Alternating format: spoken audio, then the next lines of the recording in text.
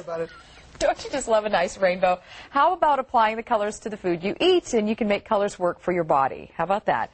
Joel Detjen is here once again from Windmill Farms. Thanks, as always, for talking to us. And, you know, before you showed us red, yellow, and orange, and now it's time to talk about, let's take a guess, green, purple, and blue. Yes, indeed.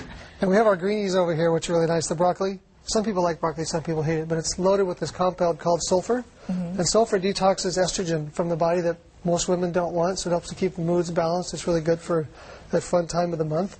It also helps to detox the liver, which is really nice. I don't know what you're talking about. I don't know I'm just kidding. I'm trying to be nice about it. Okay, so anyway, we're still in the green section. We have our limes, which are really good for the immune system. They actually help to boost the white blood cells, which we all need to do. Loaded with vitamin C, minerals, and B vitamins, which is kind of nice. So add limes to everything. Oh, I love lime. Limes and lemons are pretty much the same, so just load up on them.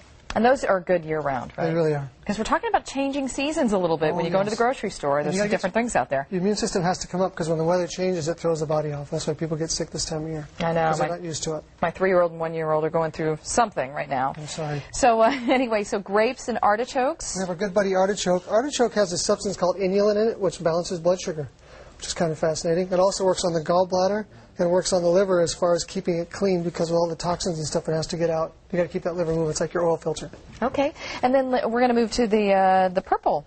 Yeah, purple good old purple eggplant. I don't know if you like eggplant. I'm trying to like it. Sometimes. Are you trying? I'm trying.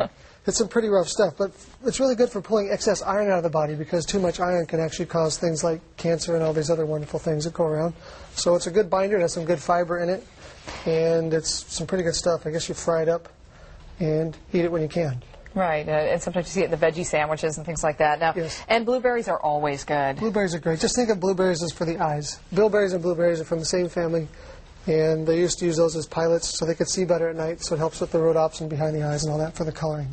And then we got your good old raisins here. Yes, grapes and raisins, aren't those nice? High in flavonoids, and they're really good, believe it or not, for supporting varicose veins, which is kind of nice. The skin has a substance called resveratrol, which is a really good antioxidant, which actually protects the cells from not falling apart fast enough, which is fascinating. Easy for you to say. Yeah, and it actually de-ages the body. There's tons of research on it right now. So red wine works really good too, dark red wine.